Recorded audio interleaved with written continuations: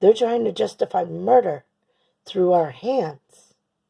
And you could say, let's make this world a better place and refuse to be used. Do you understand what I'm saying? You could say, let's choose to refuse to be used. Let's follow the law. What does the law say? Did Jesse give us a law yet? No, Jesse didn't give you a law yet. But there are some standards out there that you can follow, right? Which one? Some universal practices, care for one another, universal practices. Establish justice in the world. Treat people with fairness and kindness and mercy. Sow that out in the world so that it can then come back to you, You don't have to do all this nonsense. You can work together and build something better. You don't have to kill someone to squeeze what little life you have out of them because it corrupts you. It corrupts you right down to your soul. And you're bitter and you're nasty, and you do bad things. But you don't have to be that way. You can choose to be a part of something better. You can choose to build something. Build the person you are instead of trying to eat someone else to become more. Build the person you are and build the world around you. That is my suggestion to you, It doesn't have to be like this. Yeah, and I know, Ms. Zarek, you're retired. You got off easy. They let you have your pension. You were never held accountable for the nonsense you put me through, And though you're in retirement, you still got pull over people. So, while I'd be fully justified to come after you and take your head, you can choose to refuse to be used. You can turn it around and say, no, this is wrong. These are Nazi tactics. Let's call it out for what it is. Call it out and tell these people no. Refuse to be used. They don't care about you. If they cared about you, they wouldn't be using your hands. Evil survives because it uses the hands of good people.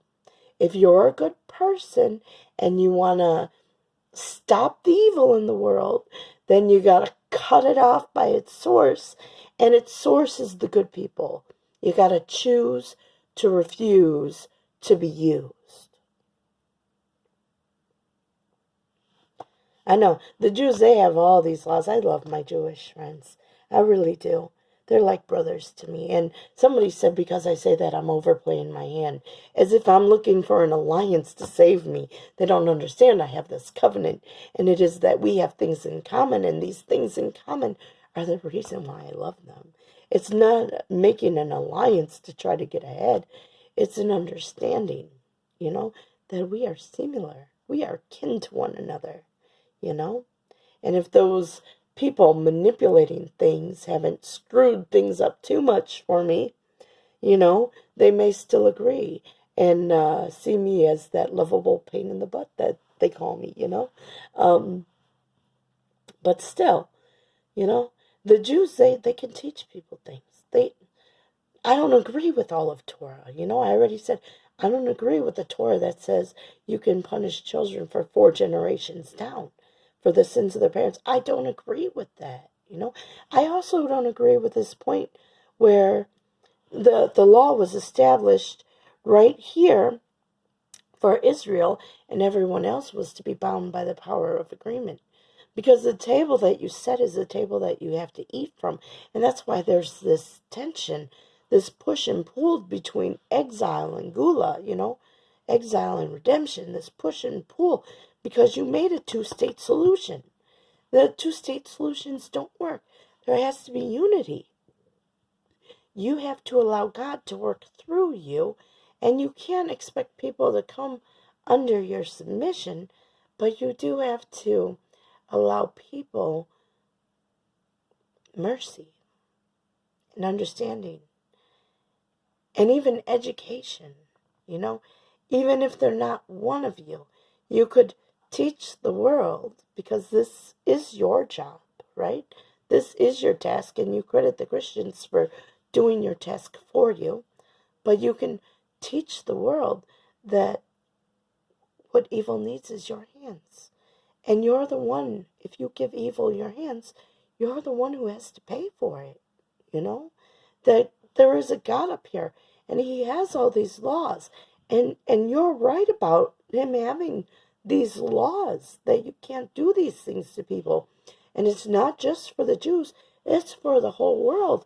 So you got to extend the tent pegs of Israel away from this little section in the Middle East and put them all around the world, to give it a great big hug and let them know that, hey, you don't have to be like that.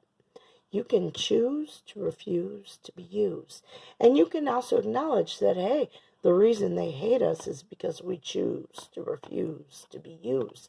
And in doing so, we have preserved our nation for 6,000 years. You know? You can acknowledge, because true teaching in a nation preserves a nation.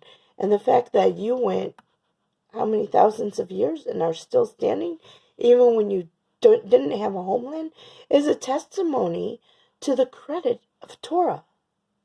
You know? That's why there's supposed to be this love for Torah, right? And while I say I can't convert because I have my own covenant, I can acknowledge, why? Because you're my brother. We're not the same nation, but we're kin to one another, you know? And I choose to refuse to be used. And no matter what the world is saying about Israel at this point, you know, no matter what they're saying, you know what? People bring things to people. Outrageous things. And I could feel justified, you know, in taking off some of their heads, you know. I could feel justified in being provoked to rage. But I choose to come up a little higher and make the offer to them. No, I don't want to join your team, but you are free to get behind me. You understand what I'm saying? Get behind me and don't be used. They don't care about you. They're taking your resources. They're exploiting you so that they can take shots at me. You know, these people are no better than the devil out in the world. You know, you have to understand things when you help people. You know, when you open your borders, you know, because Jerusalem's supposed to be a city without walls. When you open your borders and you actually embrace people, when you take away the supply of the evil, when you allow people to join to you instead of joining with them, but allow them to join to you and explain to them why you can't join with them. When there's some understanding, you know, Solomon said, with all your wisdom, get understanding. When there's some understanding, there can be progress and there can be change. We can do things differently. We can establish justice in the world, but we have to acknowledge that this is our purpose to do so in the world. And beyond that, our purpose has to be accepted by other people. And this is where I lack faith in people, because I think, who's going to listen to me? You know, I am tore up from the floor up, right? I'm smart as a whip, but I have a difficult time communicating that. You know, I can't hold a conversation. I've been isolated for decades, man.